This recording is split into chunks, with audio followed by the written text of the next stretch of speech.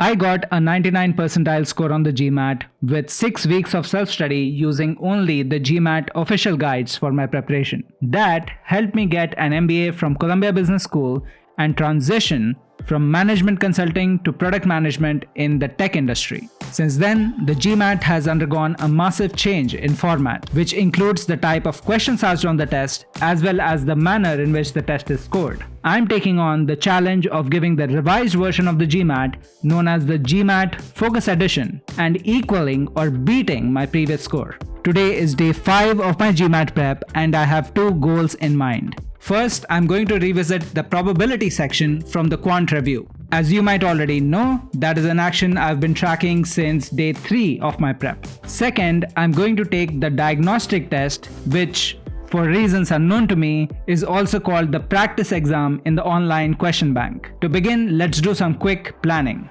I want to confirm the number of questions that are included in the diagnostic test so I can make sure that I have enough time today to finish all of it in one go. As I was calling out earlier, I'm on the practice exams tab on the online question bank, and as you can see, this section lists the number of questions that we have on the diagnostic practice exams corresponding to each of the 3 sections. We have about 57 questions across the 3 sections of the test. As you can see from this column, on the final GMAT exam, you will get between 2 minutes and 2 minutes 15 seconds per question. Of course, the diagnostic practice exam is actually not timed, so I can technically take as much time as I want, but just for planning sakes, I think somewhere between 3 to 3.5 minutes per question would suffice. That's about 3.5 hours, and I think I can definitely take out that much time today to finish the diagnostic test. With that said, I'm going to start by getting into the probability review first. Alright, so it took me about 15 minutes to get done with the probability review section. The only reason why I wanted to revisit this section in particular was because I was thrown off by it on day 3. I just wanted to write things down in order to make sure that I grasped the concepts that were being described in that section. I wasn't solving an example problem per se, but really just laying things out on paper. Now that I'm feeling comfortable, I'm ready to jump into the diagnostic test. One very minor note that I have for myself is that I forgot to make note of my exact start and end times on paper. I want to make sure that I do that going forward. With that said, let me now get into the diagnostic test. Just to make it easy for myself to get into the rhythm of solving GMAT questions, I'm going to go from the section that I think I will find the easiest to the section that I think I will find to be the hardest. In my case, that is going to be the quant section first, followed by data insights and ending with verbal. Note that this is just a sequence I'm picking for the diagnostic test. On the day of the exam, I might decide to go with a very different sequence, which I will decide at a later point in my preparation.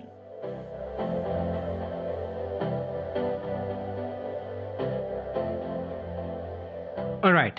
So I took about 35 minutes to finish the quant section of the diagnostic test. Once I was done with that, I spent another 10 minutes just looking through what I had done and calling out what I did well and what I can do better. During the time I was solving problems from the diagnostic test itself, I was not really tracking the clock. But at the same time, I was trying to make sure that I was not being too relaxed. In other words, I was creating a sense of internal pressure to make sure I was solving problems at a reasonable pace without going overboard. I got done with the quant section of the diagnostic test with the following outcomes. I answered pretty much all problems correctly and took an average of 1 minute 51 seconds to answer each question. Looking at my notes from day 1 of my prep, I see that on the final test, you will get about 2 minutes 8 seconds per question on the quant section of the test. Of course, getting 100% of the problems right is great, but what is also great is the fact that I was able to do it within the 2-minute time frame which GMAT actually gives you on the quant section. Overall, the outcomes I achieved today meet the test limitations, so that is great. But despite all of that, I spent another 10 minutes going through my notes and calling out two specific things. First, I called out the things that I did well and I wrote them down in green ink. And second, I identified places where things could have gone wrong or where things did go wrong, and I wrote those down in red colored ink. Now some of you are wondering, dude, you just scored 100% on the diagnostic test. You should be throwing us a party. Why are you wasting time going through all of this paperwork? And I will respond to you by sharing a few quick pointers. Just because I answered all questions correctly this time does not mean that I will do the same the next time or the time after that. The reason I look back at my notes even when I get all questions right is because inevitably there are places where I felt some uncertainty, or I rushed through the solution and just got lucky with the right answer, or I spent too much time on unnecessary calculations that can be damaging on the day of the final test, or some other problematic thing of that nature. To predictably get a high score on the GMAT, you will need to minimize the element of luck as much as possible and master the principles of good quality problem solving. I know that is a mouthful, so I'm going to say that once again. You need to 1. Minimize the element of luck as much as possible, and 2. Master the principles of good quality problem solving. In order to do that, you will have to learn to be self-critical even when things seem to be going right. Here are a couple other points I noted. I found that my mental flow was breaking a little as I was going from solving a question on the page with the pen in my hand to then using the mouse to select the answer and then click on the next button. While that is once again a minor point, I think it is worth addressing so that it does not become an irritant for me on the final day of the test. Outside of that, I was also experiencing a little bit of discomfort in my back as I was going through the diagnostic test. I don't know about you, but I find physical pain to be the greatest distraction there can be. So I will continue to observe that to find the root cause and potentially identify a fix for that before the day of my final test. With all of that said, in the near future, I will make a video on the principles of good quality problem solving that you need to master to get a high score on the GMAT Quant section, and link it somewhere up here. For now, I will get back to the Data Insights section of the diagnostic test.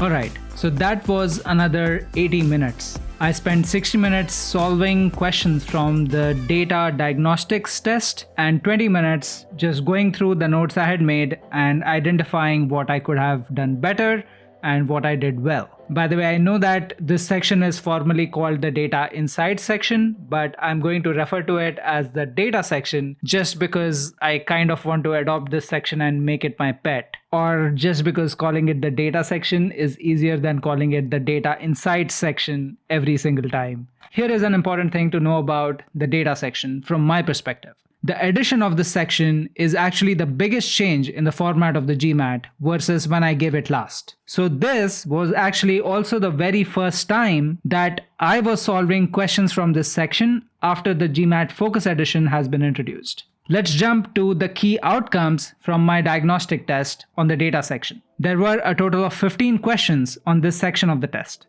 I answered 13 of those 15 questions correctly and 2 incorrectly. That translates to an accuracy of 87%, which is what you see on the screen. The bad part is that I took a ridiculous 4 minutes per question on average to answer the questions on this section of the test. If this was the final GMAT, I would be totally destroyed. Like, completely destroyed. To be honest, that metric on average time per question breaks my heart a little, but I also know at this point that this is only the diagnostic test. I know that I'm only going to get better at this as I practice more and develop methods to answer data insights questions more accurately and at a higher speed. Before I tell you more, let me also walk you through some features of the online question bank that I personally find useful. The first thing is that the interface nicely summarizes some key metrics for you when you are done with a section. So things like the percentage of questions you answered correctly, as well as the average time you took per question. The average time per question is also split by the questions that you answered correctly and the questions that you answered incorrectly, which can be useful. And on top of that, you also get question by question metrics. Particularly, I think it is good to be able to see the amount of time you spent per question so you can identify the questions where you basically spent a disproportionate amount of time.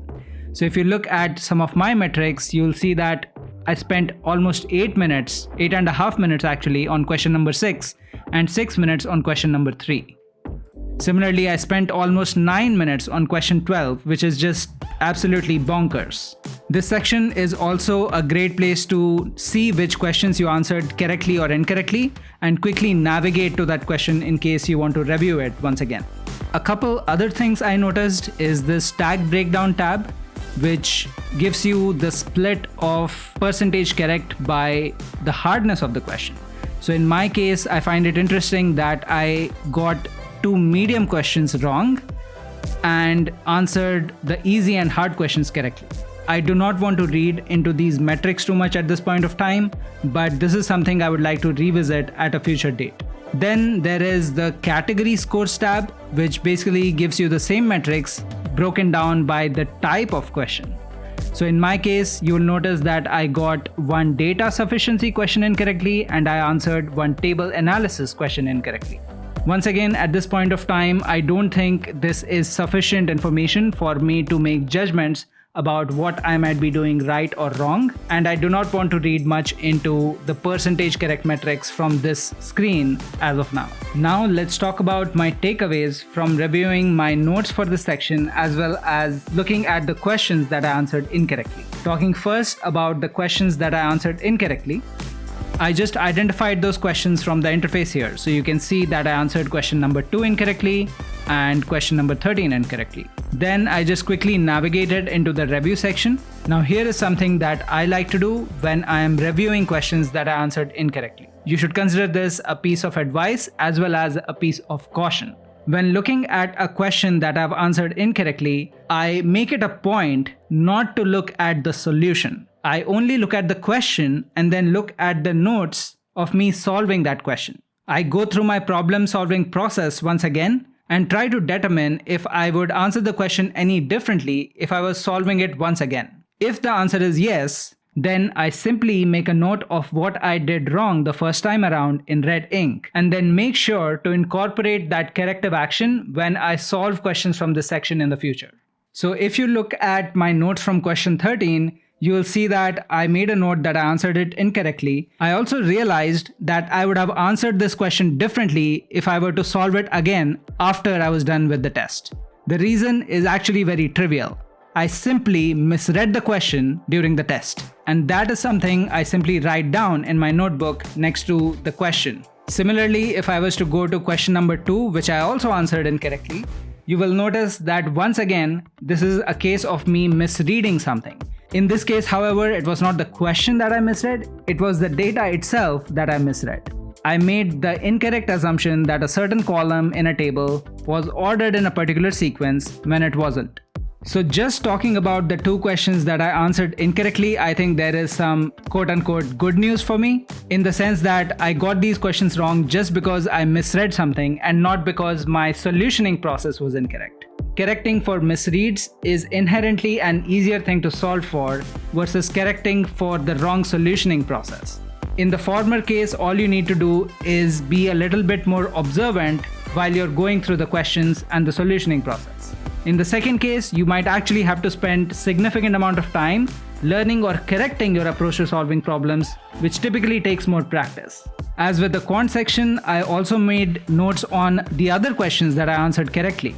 There were 3 questions where my answer was tentative. For example, on question number 15, I wasn't 100% confident of the answer I'd arrived at, but I was roughly comfortable with selecting an option and moving on. Similarly, on question number 12, I was struggling even during the test.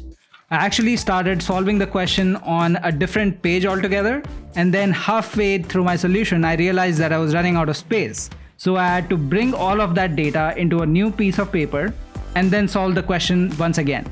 And even after doing all of that, I was actually not very sure if I had gotten to an accurate answer. And like I said earlier, you want to minimize the amount of luck that is involved in you answering a question correctly on the test. Finally, there were also a few other questions where I made minor notes, such as making better use of space or simply organizing my calculations in a more structured manner so that I don't lose track of what I wrote on the same piece of paper a few seconds back. At a future date, I will make a more exhaustive video on how you can analyze your own notes just the way I do it and extract actionable feedback for yourself, which will help you improve on both your accuracy of problem solving and velocity of problem solving as you progress further in your GMAT prep. With that said, I just realized that I am totally out of time for today. Originally, I wanted to finish the verbal section of the diagnostic test on this day itself. But given I am out of time and it is late at night out here, I'm going to stop my study session for the day and I will return to the verbal diagnostic test sometime tomorrow.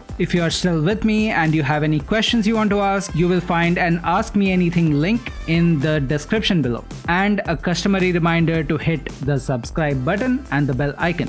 That is all for today. I will see you again in the next video.